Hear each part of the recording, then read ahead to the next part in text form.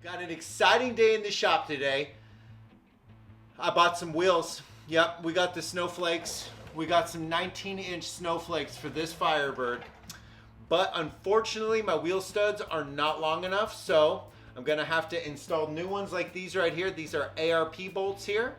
And we're also gonna put on a 1/2-inch wheel spacer that'll bump the wheel out flush with the outside of the car. It will also alleviate some clearance in the front that we got. So I'm going to address something that we haven't talked about on the channel. This car's been sitting way too high and everybody's asking about it, so we're gonna do something. I thought for some reason that it was a smart idea to order these U-bolts and blocks, but after assessing how the rear end's actually constructed, I determined that that was not going to be a good idea. Right after I finished putting on my CCP traction bars right here, they go under there like that. Then I had to take this whole thing apart again to put the new springs on. So that's pretty awesome. Fortunately, I haven't changed the diff fluid from the original build, and it was due to be changed. So we have some new diff fluid to go in the back. And I'm talking about that because I had to pull these axles out of here to get to the wheel studs. I thought I might be able to sneak them in the back, but these things are like 5 inches long and they weren't gonna fit. So when I was taking apart this differential to get my axles out of here, there's a pin that goes through the differential that holds your axles from coming in because there's a C-clip on it. So axle, C-clip, pin, then there's like a little tiny bit pin that goes through that actually screws in, and that I had to weld another bolt onto it. It stripped completely out, but I got it out, so that was super fun. And then in stripped bolt land, we also stripped almost every single bolt that went into the U bolts on the rear differential right here. So I cut up the U-bolts.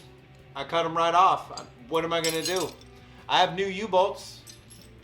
They came with the traction bars. I just drilled 1/2-inch holes right in the differential mounts, right in the tie plate that goes on the bottom. Tie plate, shock. So sometimes you just gotta modify stuff in your own garage, and that's why we buy awesome tools. Not only because they're fun to buy, but because we actually use them every once in a while.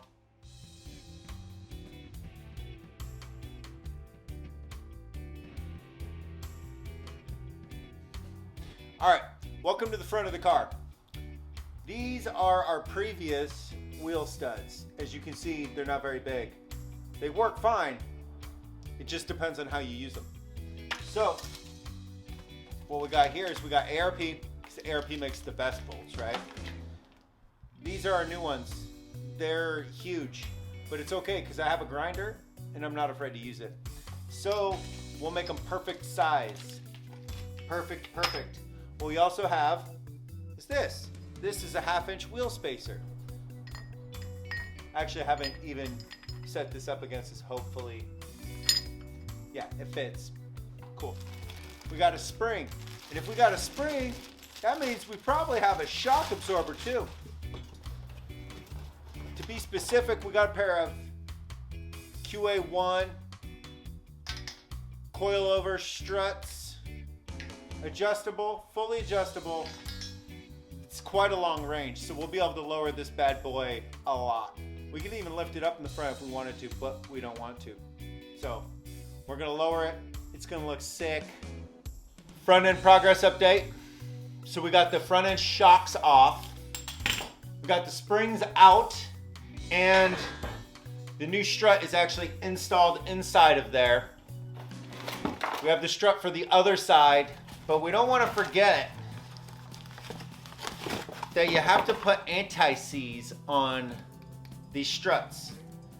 They got a nice little yellow sticker here that tells you that. And that way you can get anti-seize on everything else in your garage. We're just gonna tap these studs out here, about 8 taps or so, and they plop right out. They're just sucked in from the back, probably by a hydraulic press or something like that.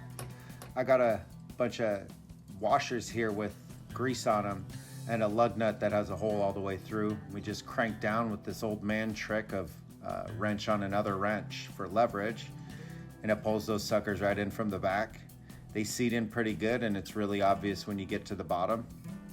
I'm just using the impact to thread down so I don't have to do it manually and get grease all over the place.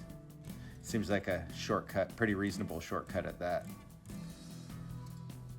Now I'm gonna grind off the tip of each one of these so that they fit perfect. I did a couple of test fits on another wheel and got the perfect measurement. It was 1 7/8 inches. So they're not 5 inches long, but they're pretty long. I think they're actually about 3 inches total. So just making sure the grinder's nice and safe, spinning the correct direction, you know, ready for some action here. And then buzz the burrs off the end there so that we can get the lug nut on. Lug nuts are a little bit difficult to get on without the lead on the end, but it's not too bad really.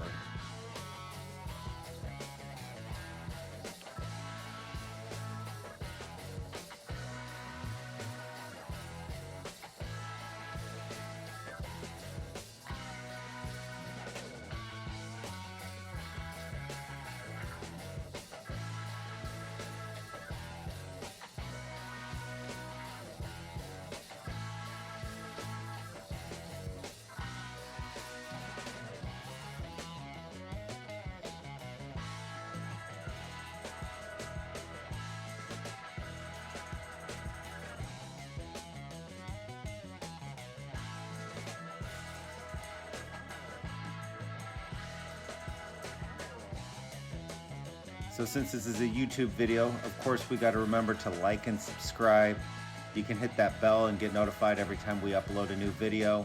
We got a ton of really new content coming out, and this is probably one of the only videos that'll just be me. So stay tuned for some really cool stuff.